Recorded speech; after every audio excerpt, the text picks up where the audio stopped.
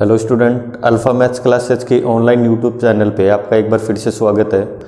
अभी तक अपन ने कॉम्प्लेक्स एनालिसिस के 4 लेक्चर पूरे कर लिए। आज लेक्चर 5 में अपन लेके आए हैं एक एग्जांपल जो इस टाइप से दे रखा है। सिद्ध कीजिए कि फलन F Z equal to Z की पावर एन, जहाँ एन एक क्या है, धनात्मक पूर्णांक है। मतलब जो एन है वो किससे बिलोंग कर रहा है, आई प्लस से बिलोंग कर रहा है। तो जो एन बिलोंग कर रहा है आपका, वो कहाँ से कर रहा है, आई प्लस से कर रहा है।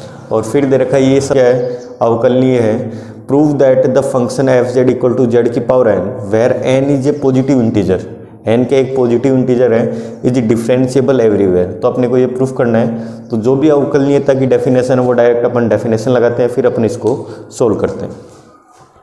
तो देखो प्रूफ की बात कर रहे हैं अपन यहाँ से परिभाषा से या बाई डेफिनेशन। पहले तो आपके पास जो गिवन है वो लिख लो, दिया हुआ जो फंक्शन है, गिवन दिया हुआ। तो जो दिया हुआ है function F Z equal to क्या दे रखा है आपके पास, जेड की पावर एन। इक्वेशन नंबर आपकी क्या आ गई, 1 आ गई, समीकरण नंबर 1। अब देखो यहाँ से बाई डेफिनेशन, परिभाषा से जो अवकलनीयता की डेफिनेशन है उसकी बात करते अपन। तो बाई डेफिनेशन अगर बात करें तो एफ डेस जेड की जो डेफिनेशन होती है वो क्या होती है, limit del Z tends to 0।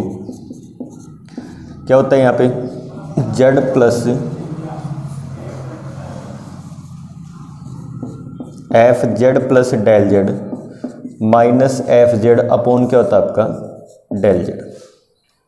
ठीक है। तो स्टूडेंट इसकी जो वैल्यू है वो क्या होनी चाहिए आपके पास, फाइनाइट होनी चाहिए और क्या होनी चाहिए, यूनिक होनी चाहिए। ये बात करते हैं। तो देखो यहाँ से जो एफ डेस जेड है वो किसके इक्वल आ जाएगा, limit del Z tends to 0। अब देखो अगर एफ जेड होता है तो जेड की होल पावर कितनी होती है, एन होती है। तो जेड की जगह अगर जेड प्लस डेल जेड कर देंगे तो यहाँ से इसकी होल पावर क्या हो जाएगी, एन। तो यहाँ से इसको लिख सकते हैं अपन जेड प्लस डेल जेड की whole power n minus z की power n upon del z. अब देखो स्टूडेंट 2-3 चीज़ें अपन इसके अंदर सीखेंगे। वो क्या है, पहले तो ये सीखो। देखो द्विपद प्रमेय से अगर अपन प्रसार करते हैं बाइनोमियल थ्योरम, अगर अपन एक्सपेंशन करते हैं 1 प्लस एक्स की पावर एन का, तो वो क्या होता है, एक चीज़ अपन सीखेंगे कि एनसीआर क्या होता है। तो एनसीआर का फॉर्मूला क्या होता है, factorial N upon factorial N minus R into factorial R. तो ये तो एनसीआर का फॉर्मूला होता है, ये इसके अंदर काम में आता है। तो देखो ये जो अगर प्रसार करते हैं तो यहाँ से पहली टर्म आपकी क्या आती है, 1 प्लस, ठीक है। फिर क्या आता है आपका NC1 और x की पावर कितनी आती है, 1। फिर आपका आता है NC2, x की पावर 2, इस टाइप से पावर बढ़ती जाती है। ठीक है। यहाँ तक लास्ट टर्म जो आएगी वो कहेगी NCn, x की पावर कितनी आ जाएगी, n आ जाएगी। अब देखो यहाँ से अगर मैं इसको थोड़ा सा सोल्व करके लिखूँ 1 प्लस एक्स की होल पावर n, तो यहाँ से ये आ गया 1 की पावर n प्लस NC1 1 की पावर n माइनस 1 x की पावर 1 प्लस यहाँ से क्या आ जाएगा NC2 1 की power n minus 2 x term आएगी आपकी, वो आएगी NCn 1 की पावर जैसे 0 भी मान सकते हो या n माइनस n, और यहाँ से ही आपका क्या आ जाएगा, x की पावर कितनी आ जाएगी, n आ जाएगी। ठीक है। अब देखो यहाँ से यहाँ पे हर टर्म में जो पावर होगी उनका जो सम होगा वो हमेशा क्या मिलेगा आपको, n मिलेगा। अब देखो अगर ये आइडेंटिटी इसके अंदर लगाएं तो क्या यूज होगा या क्या अपने पास वैल्यू आएगी, वो अपन बात करते हैं। तो देखो अगर NC1 की वैल्यू देखो, NC2 की वैल्यू NCn, तो अगर NC1 देखना चाहिए तो factorial n upon n minus 1 और साथ में क्या आ गया, फैक्टोरियल 1। तो यहाँ से अगर इसको सोल्व करेंगे तो फैक्टोरियल n को अपन क्या लिख सकते हैं, n into factorial n minus 1 और अपॉन फैक्टोरियल n माइनस 1। तो ये आपस में कैंसिल हो गए, तो इसकी वैल्यू हमेशा क्या होती है, n होती है। तो वो सारी वैल्यू अपन यूज में लेंगे। या फिर एक उल्टे स्थान तक लिख लो, NC1 का मतलब क्या होता है, n को एक उल्टे स्थान तक लिख लो। NC2 का मतलब क्या होता है, n को 2 उल्टे स्थानों तक लिख लो। तो 2 उल्टे तक स्थानों तक लिखेंगे तो n माइनस 1, नीचे क्या आ जाएगा 1 इंटू 2। तो ये आपकी वैल्यू होती है। अब देखो यहाँ से इसके अंदर बाइनोमियल थ्योरम लगा रहे अपन। तो F dash Z equal to limit del Z tends to 0। नीचे तो आपका क्या है, डेल जेड, नीचे जो आपका है वो क्या है, डेल जेड। ऊपर देखो क्या बनेगा, अगर 1 प्लस एक्स की होल पावर n होता है तो सबसे पहले तो क्या आता है 1 की पावर n, तो यहाँ से आपके पास क्या आ जाएगा, जेड की पावर n प्लस फिर क्या आता है NC1, और जो फर्स्ट टर्म है उसकी पावर कितनी आती है, n माइनस 1, तो जेड की पावर n माइनस 1 और साथ में आपके पास क्या आ जाएगा, डेल जेड की पावर 1। इसी टाइप से बढ़ता जाएगा तो NC2 जेड की पावर n-2 और डेल जेड का होल स्क्वायर, और आगे चलता जाएगा। लास्ट आपकी टर्म क्या है यहाँ पे, जेड की पावर n, वो भी नेगेटिव। एक टर्म और आएगी यहाँ पे NCn, उसकी वैल्यू क्या होती है 1 होती है, और साथ में क्या आएगा डेल जेड की होल पावर n आ जाएगा। अब देखो यहाँ से अगर इसको सोल्व करें तो F dash Z equal to limit del Z tends to 0। देखो यहाँ पे जेड की पावर n पॉजिटिव है, यहाँ पे जेड की पावर n क्या है नेगेटिव, तो ये कैंसिल आउट हो गया। अब यहाँ पे देखो आपके पास क्या बचा है, देखो अगर इसको मैं डेल जेड से डिवाइड कर दूँ तो आपके पास क्या बचेगा, NC1 जेड की पावर n-1, डेल जेड आपस में कैंसिल हो गए, प्लस NC2 जेड की पावर n-2 और डेल जेड की पावर क्या रह जाएगी 1, क्योंकि यहाँ पे 2 है और यहाँ पे एक पावर कैंसिल होगी, कितना आ जाएगा 1 आ जाएगा। फिर लास्ट जो टर्म आएगी वो आपकी होती है NCn, और NCn की वैल्यू क्या होती है 1 होती है, और लास्ट में आपके पास क्या आ जाएगा डेल जेड की पावर n-1।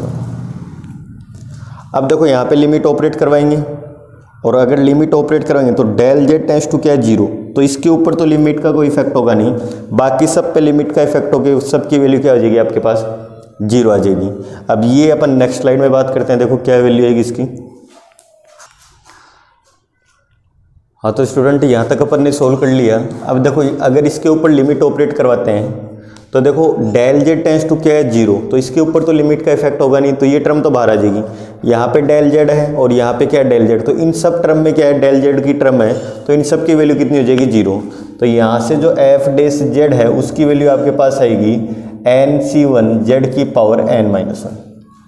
अब देखो जो NC1 होता है वो क्या होता है, देखो NC1 factorial n upon factorial n-1 और साथ में फैक्टोरियल 1, तो यहाँ से n इंटू फैक्टोरियल n-1 बड़े से छोटे में लिख सकते हैं, और n-1, तो ये सब कैंसिल हो गए, इसकी वैल्यू क्या आ जाएगी n आ जाएगी। तो यहाँ से अपन एफ डैश जेड को क्या लिख सकते हैं n इंटू जेड की पावर n-1। इक्वेशन नंबर क्या आ गई, फर्स्ट आ गई। अब देखो जो n लेना अपने को वो कहाँ से लेना है, i प्लस से लेना है। जो n अपने को लेना है वो कहाँ से लेना है, i प्लस से। धनात्मक पूर्णांक लेने अपने को, पॉजिटिव इंटीजर लेने। अब देखो अगर कोई भी फाइनाइट वैल्यू लेंगे तो उसके लिए हमेशा एफ डैश जेड की जो वैल्यू है वो अपने को क्या मिलेगी, फाइनाइट मिलेगी, और साथ में क्या मिलेगी, यूनिक मिलेगी। तो अपन यहाँ से कंडीशन लिख सकते हैं n की प्रत्येक परिमित मान के लिए, n के प्रत्येक परिमित मान के लिए एफ डैश जेड का परिमित मान होगा, परिमित मान होगा, ठीक है। For every finite value of n F dash Z is also finite. अगर अपन n की कोई भी फाइनाइट वैल्यू लेंगे तो उसके लिए अपने को जो एफ डैश जेड है वो हमेशा क्या मिलेगा, फाइनाइट मिलेगा। तो इसका मतलब जो एफ जेड है वो आपका क्या हो जाएगा, डिफरेंशिएबल हो जाएगा।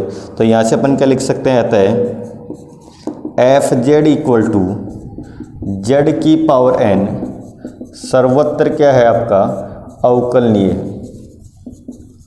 सर्वत्र अवकलनीय है, और जहाँ जो n है वो कहाँ से बिलोंग करेगा, आपका i प्लस से बिलोंग करेगा, ठीक है। इंग्लिश में होने वाला ऐसे लिख देना, hence f Z equal to Z की पावर n इज डिफरेंशिएबल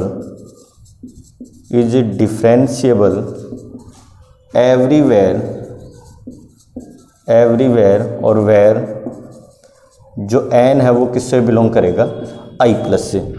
तो ये आपके 3 इंपॉर्टेंट एग्जाम्पल थे जो अपन ने अभी तक कंप्लीट किए हैं, और सेकंड ग्रेड और फर्स्ट ग्रेड में बहुत ही इंपॉर्टेंट रोल रखते हैं ये तीनों चीज़ें। तो देखो पहला एग्जाम्पल अपन ने अभी तक पढ़ा है F Z equal to z bar. दूसरा अपन ने एग्जाम्पल पढ़ा था f Z equal to mod of z square, और तीसरा आज अपन ने पढ़ा है, नीचे दिख रहा नहीं होगा, देखो यहाँ पे लिख लो f Z equal to mod of z square, और तीसरा आज अपन ने पढ़ा है F Z equal to Z की पावर n।